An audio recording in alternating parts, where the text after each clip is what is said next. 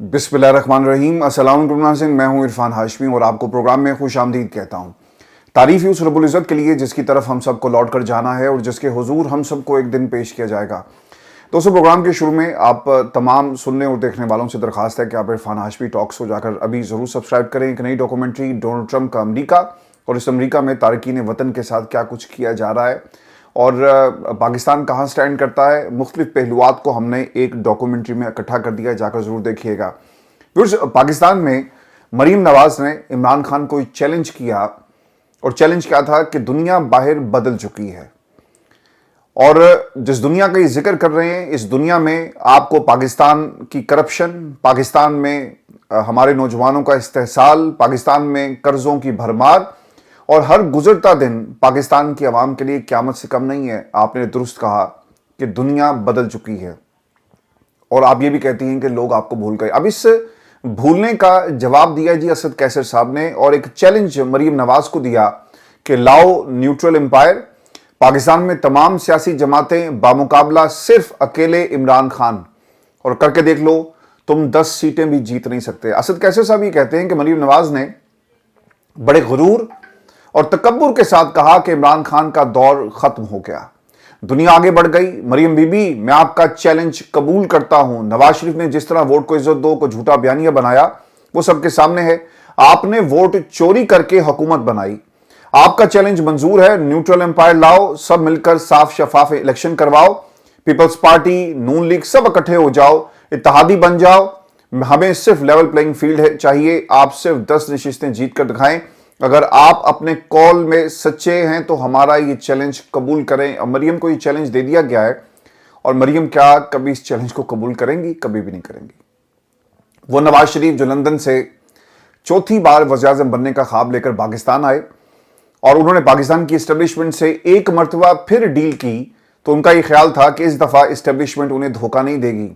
अच्छा, इस्टेब्लिशमेंट की जो प्लानिंग थी, लंदन प्लान जो उन्होंने मिलकर बनाया, वो तो एक तरफ, लेकिन पाकिस्तान की आवाम ने वोट की ताकत से सर इनसे बदला ले लिया और इनके पूरे प्लान को निस्तो नाबूद करके रख दिया। असद कैसर साहब तहरीक इंसाफ का मुकाबला करवा रहे हैं। इसमें एक चीज ऐड कर दें कि आप तहरीक इंसाफ को सर छोड़ें, इमरान खान से तमाम सियासी जमातें से मुकाबला करके दिखाएं। तमाम सीटों पर इमरान खान खड़े हों और ये तमाम सियासी जमातें सर एक सीट भी नहीं जीत सकेंगे और हमने इससे पहले पाकिस्तान में ज़िमनी इंतखाबात में ये सब कुछ होते हुए देखा है।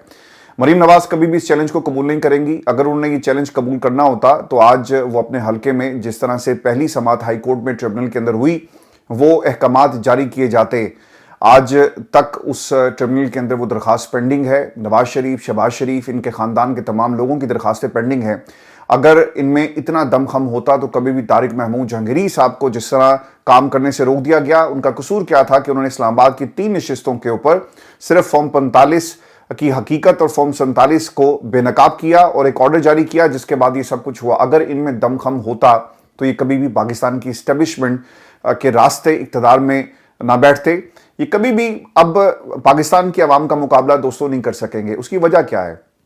क्योंकि आपने एक डील कर ली है और पाकिस्तान की आवाम इस डील को मुसलसल मॉनिटर कर रही है।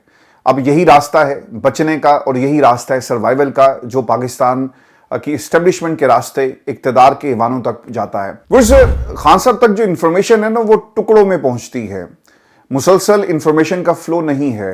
बाहर हालात बदल जाते हैं और इमरान खान तक ये खबरें ताख़ीर से पहुंचाई जाती हैं जब भी उनकी मुलाकात होती है, या फिर जो पैगामात हैं वो तोड़ मरोड़ कर इमरान खान के सामने रखे जाते हैं। यानी असल हक़ाइक़ इमरान खान तक पहुँचने का जो सिलसिला है वो बहुत ही सुस्त रवि का शिकार है। लेकिन इसके बावजूद इमरान खान पाकिस्तान की आवाम और पाकिस्तान के इक़्तिदार के ऐवानों को ये बावर करवाना चाहते हैं कि 8 फरवरी को जो वोट की ताकत से इनकलाब आया, आज भी इस इनकलाब के असरात मौजूद हैं।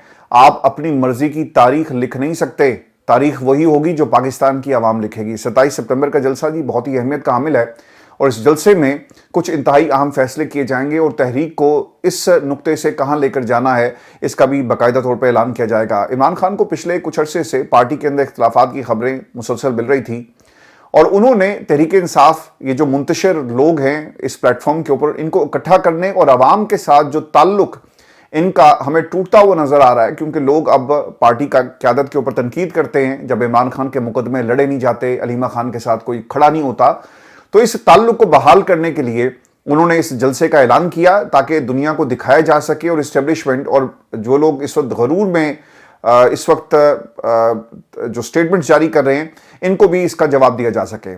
اب 27 ستمبر کے جلسے کے حوالے سے دوستو ایک تاریخی جلسہ ہوگا، انتظامات ان کو حتمی شکل دی جا رہی ہے، پاکستان کے تمام شہروں سے قافلے پشاور کا رخ کریں گے، اور اس جلسے کے حوالے سے جو انتظامات ہیں انہیں حتمی شکل دی جا رہی ہے۔ لوگوں کو 2 روز پہلے ہی نکلنے کا کہا گیا ہے اور کھانے کا، رہائش کا باقاعدہ طور پہ پشاور میں لوگوں کے لیے انتظام جو ہے وہ کیا جائے گا۔ ویورز، جہاں پر جلسہ اور پھر اسد کیسر کا چیلنج اور عمران خان اس وقت مکمل کنٹرول میں ہے اور 27 ستمبر کا یہ جلسہ ایک ریوائول ہوگا، وہیں پر تحریک انصاف کا جو مشن نور ہے وہ آج رات 9 بجے پوری دنیا میں اس مشن کے تحت اذان جو ہے وہ دی جائے گی۔ اب یہ مشن نور جو تھا اس پر ایک کنٹروورسی بھی اس وقت پاکستان کے سوشل میڈیا پر لوگ کچھ سٹیٹمنٹس دے رہے ہیں، اور مقصد کیا ہے، اسے جوڑا جا رہا ہے کچھ ایسی طاقتوں کے ساتھ جن کے خلاف عمران خان ہمیشہ بولتے رہے، لڑتے رہے۔ خبر کے مطابق مقصد کیا ہے، پاکستان کی عوام تمام ریاستی اداروں سے ناامید ہو چکی اور عوام اس ظالم حکمرانوں کے خلاف اپنا مقدمہ اللہ کی بارگاہ میں پیش کریں گے۔ طریقہ کار کیا ہے، 9 بجے تمام اہل خانہ چھت پر جائیں، اذان دیں، اور اگر خود نہیں دے سکتے تو موبائل فون سپیکر پر اذان لگائیں، اور اگر کوئی معذوری یا مجبوری ہے تو دونوں میں سے ایک کام ضرور کریں، یا تو چھت پر کھڑے ہو کر اذان دیں یا گھر کے اندر کھڑے ہو کر اجتماعی اذان کے لیے اذان آپ سن سکتے ہیں۔ اور پاکستان میں یہ جو رسم چلی ہے اذان دینے کی، جو مشن اور اس کا مقصد کیا ہے، اسے بھی کنٹروورشل بنانے کی کوشش کی جا رہی ہے۔ علماء کرام کیوں خاموش ہیں؟ انہیں اپنا کردار ادا کرنا چاہیے تھا۔ ایک گروہ جن کے خلاف برسر پیکار ہونا اور رہنا ہر مسلمان کے اوپر فرض ہے، آپ اسے کیوں جوڑ رہے ہیں؟ اور جو لوگ اس وقت ہمیں میدان میں نظر آتے ہیں، نور الحق قادری صاحب کی ایک سٹیٹمنٹ ہے اور انہوں نے عمران خان اور پاکستان تحریک انصاف کے حوالے سے کیا کہا۔ وہ یہ کہتے ہیں کہ پاکستان تحریک انصاف نبی کریم صلی اللہ علیہ وآلہ وسلم آقائے دو جہاں کے غلاموں کی جماعت ہے، اور ہمارے قائد عمران خان مدینہ منورہ کے گلیوں میں جوتوں کے بغیر چلنے والے عاشق رسول ہیں۔ دیکھیں، کسی کے عشق محمد کے اوپر سوال نہیں کیا جا سکتا۔ آپ نبی کا کلمہ پڑھتے ہیں تو یہ عشق اسی لمحے شروع ہو جاتا ہے۔ اذان دینا، اسے سیاست کے ساتھ جوڑنا، میرا نہیں خیال کہ پاکستان میں سیاستدانوں کو یہ کام کرنا چاہیے، اور اپنی مکروہ سیاست کو آپ اپنے انداز میں ہمیشہ کرتے رہے، لیکن مذہب کو اور مذہب کو اس طرح سے استعمال کرنا کہ لوگوں کے ایمان کو بھی اب ہٹ کریں، یہ کبھی بھی پاکستان میں سیاستدانوں کا شیوا نہیں ہونا چاہیے۔ ہمیں پتا تھا کہ یہ سیاستدان گر سکتے ہیں، لیکن اس حد تک گریں گے یہ ہمیں معلوم نہیں تھا۔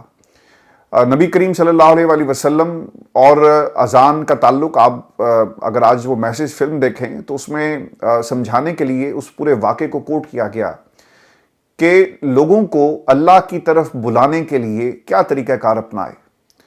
تو حضرت بلال رضی اللہ تعالیٰ عنہ کو یہ سعادت نصیب ہوتی ہے، نبی کریم صلی اللہ علیہ وآلہ وسلم آپ کی یہ ڈیوٹی لگاتے ہیں اور آپ اذان دیتے ہیں۔ اور اذان کیا ہے؟ اللہ کے پیغام کی طرف لوٹنا۔ اللہ کے پیغام کو آپ سنیں اور اللہ کی طرف لوٹیں، اور اپنا اس تعلق جس کا آپ کلمہ پڑھ کر اعلان کرتے ہیں، اس تعلق کی تجدید کا ایک طریقہ کار ہے۔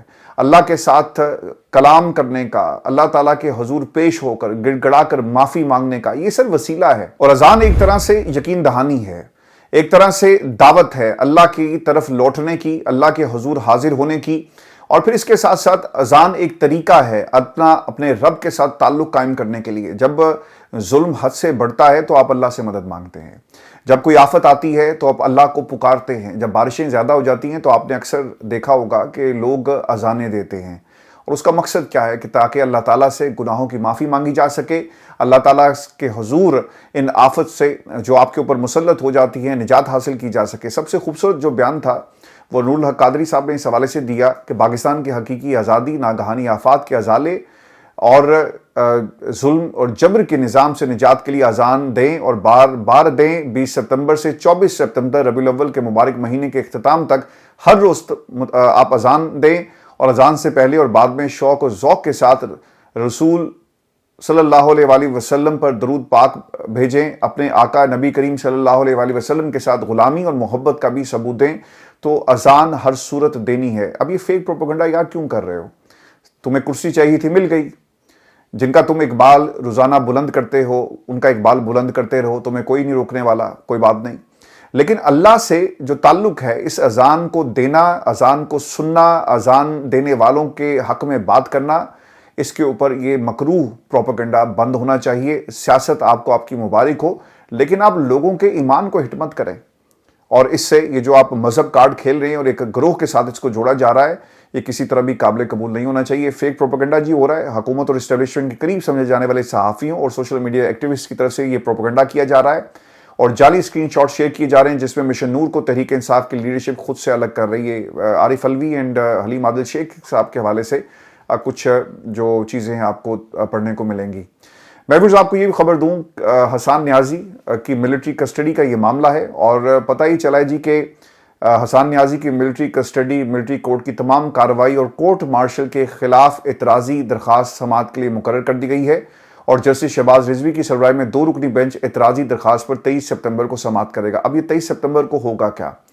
اور جو میری اسسمنٹ ہے ان عدالتوں کو کور کرتے کرتے، جو اب ان عدالتوں کی خبریں اور ان عدالتوں میں جو کچھ ہوتا ہے اور آئین اور قانونی حوالے سے کیا کہتا ہے، دیکھیں اس کو جوڑا جائے گا سپریم کورٹ پاکستان کے فیصلے کے ساتھ، اور حکومت کو بلا کر کہا جائے گا کہ آپ نے ابھی تک قانون سازی کیوں نہیں کی۔ ودن 45 ڈیز ایک پروسیجر فائنلائز کرنا تھا۔ سپریم کورٹ پاکستان کی روشنی میں جو حکم آیا کہ آپ نے 45 دن میں ایک ایسا قانون بنانا ہے، پروسیجر فالو کریں، پروسیجر کو طے کیا جائے کہ ملٹری کورٹ نے سزا دی، اس سزا کو عام عدالتوں میں کیسے چیلنج کیا جا سکتا ہے، یعنی کوئی قانون موجود ہی نہیں ہے۔ اور کئی ماہ گزر گئے، اور وہ جو آئین اور انصاف کے جو چیمپئن ان عدالتوں میں بیٹھے ہوئے ہیں، یہ ان سے سوال ہونا چاہیے، لیکن سپریم کورٹ سے اب کون سوال کرے گا؟ یہ حکومت سے سوال کیا جائے گا، اور پھر مزید یہ جو اپیل کا پروسیس ہے اسے ڈیلے کر دیا جائے گا۔ فیصل صدیقی جی ایڈوکیٹ ان کی طرف سے پیش ہوں گے، اور درخواست میں یہ موقف ہے کہ 9 مئی کیس میں گرفتاری کے بعد سویلین عدالت میں پیش نہیں کیا گیا، تھانہ سرور روڈ پولیس نے میری کسٹڈی ملٹری کو دے دی، اور اب تو سر قانون موجود ہے، لیکن جب ان کو ملٹری کسٹڈی میں دیا گیا کیا اس وقت قانون موجود تھا؟ اور پھر یہ بھی ایک انتہائی اہم نقطہ ہوگا کہ کیا اس کیس کے اندر جو قانون آپ نے ملٹری کورٹ کا استعمال کیا، گرفتاری پہلے ہوئی، قانون بعد میں بنایا گیا، تو کیا امپلیمنٹ ماضی سے کیا جائے گا؟ اور اگر ماضی سے آپ کریں گے تو پھر دوستو یہ بھی ان لوگوں نے بات یاد رکھنی ہے کہ ماضی میں تیارہ ہائی جیک کیس اور پھر نہ جانے کتنے کیسز ایسے ہیں جن میں ملٹری کورٹس کے حوالے کیا جا سکتا ہے۔ ایک بات جو آپ تمام دوستوں کے لیے جاننا بہت ضروری ہے کہ یہ جو رجیم چینج ہوتی ہے نا، یہ صرف ایک حکومت کا آنا اور چلے جانا نہیں ہوتا، بلکہ اس کے ساتھ ساتھ جو اسٹیبلشمنٹ کے لوگ ایک پیج پر ہوتے ہیں، ان کی جگہ بھی ایک نئی قیادت کھڑی کر دی جاتی ہے، جیسا باجوہ ڈاکٹرن ہے، اور جیسا ہمیں سننے کو ملتا ہے کہ ایک نئی فوج ہے۔ اس سے پہلے اشفاق پرویز کیانی، جنرل رحیل اور تمام لوگ اپنے طریقے سے پاکستان کو چلاتے رہے، اور اس سے پہلے جنرل پرویز مشرف کا ایک پورا دور ہے، جنرل ضیاء کا ایک پورا دور ہے۔ تو ہر رجیم کے اندر ہر اسٹیبلشمنٹ کی ایک اپنی الگ پہچان ہوتی ہے۔ تو اس تناظر میں بھی اس کیس کو آپ کو پرکھنا چاہیے کہ کیا جب نئی رجیم آئے گی تو پرانے کے اوپر اسی طرح مقدمات بنائے جائیں گے اور انہی عدالتوں سے ملٹری کورٹ کے فیصلے لیے جائیں گے، چونکہ آپ نے ایک بنیاد رکھ دی ہے، اور وہ حکومتیں اور وہ حکومتوں کے ساتھ چلنے والی اسٹیبلشمنٹ جنہیں آپ عدالتوں کے ذریعے کنٹرول کر رہے ہیں، آپ کے ساتھ بھی یہ ہو سکتا ہے، اور آنے والے کل میں انہی ملٹری کورٹ سے آپ کے خلاف بھی فیصلہ آ سکتا ہے۔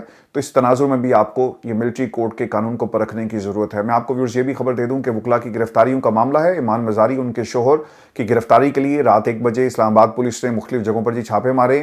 ایمان مزاری اور ہادی چٹھا گھر میں موجود نہیں تھے، اور اس وجہ سے انہیں گرفتار نہیں کیا جا سکا، اور سوشل میڈیا کے اوپر لوگ اس وقت ویڈیوز شیئر کر رہے ہیں، جن ویڈیوز کے اندر دیکھا جا سکتا ہے کہ کس طرح اسلام آباد ہائی کورٹ کا ایک صدر نعیم حیدر پنجوتا اور انتظار احمد پنجوتا کو دھکے دیتے ہیں، لیکن الزام ان کے اوپر یہ ہے کہ ان کے پاس ایک چھری اور چاقو برآمد ہوا۔ اور بھی سب خبریں یہ بھی آ رہی ہے کہ اسلام آباد high court bar executive body کا گزشتہ روز واقعے کی شفاف تحقیقات کر کے ملوث وکلا کے خلاف کارروائی کا فیصلہ ہے، اور ایگزیکٹو باڈی کے 5 وکلا کی کمیٹی تشکیل دے دی گئی۔ اب یہ معاملہ اگر اس کمیٹی تحقیقات میں وہ کچھ وکلا ملوث نہ پائے گئے جن کے نام ایف آئی آر میں پہلے سے ہی موجود ہیں، تو پھر کیا کیا جائے گا، بار کیا کرے گی؟ دیکھیں یہ ایک ہی بندے کی وجہ سے ہو رہا ہے، اور وہ واجد گیلانی صاحب ہیں، اور جن کی بنیاد پر، جن کے کہنے پر یہ سب کیسز جو ہیں وہ بنائے گئے۔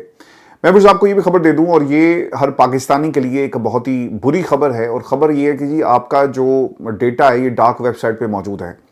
اور یہ خبر ہمیں کون بتا رہا ہے؟ ایک ریٹائرڈ آرمی جنرل، اور یہ کہتے ہیں کہ پاکستانیوں کا ڈیٹا डार्क वेब के ऊपर बराए फोख्त है। कहा कि जितने लोगों ने हज के लिए अप्लाई किया था सबका डेटा भी अब डार्क वेब पर मौजूद है। 500 रुपये देकर अगर किसी भी शख्स का डेटा लीक किया जा सकता है। मेरा अपना नाम, मेरा अपना सिम का डेटा 2022 से डार्क वेब पर मौजूद है। तो सर, पाकिस्तान के अंदर 40 लाख के करीब आपके पास ये फैसिलिटी है कि आप लोगों के नाम, आप लोगों की बातें, आप लोगों के टेलीफोन जो हैं उन्हें चुप करके सुन सकते हैं। वहीं पे अब हमारा डेटा भी महफूज नहीं है। पाकिस्तान में लोगों की इज्जतें तो वैसे ही महफूज नहीं थी, पकड़ियाँ उछाली जाती हैं, चादर चारदीवारी का तकद्दुस पामाल नहीं होता। एक आपका डेटा ही था, वो भी अब डार्क वेब के ऊपर आपको मिलेगा। कुछ इस हवाले से आपने जरूर कमेंट करना है। ये हमारी आज की वीडियो थी। अगली वीडियो में आपसे जल्द मुलाकात होगी। इजाज़त दीजिए। अल्लाह ने कहा।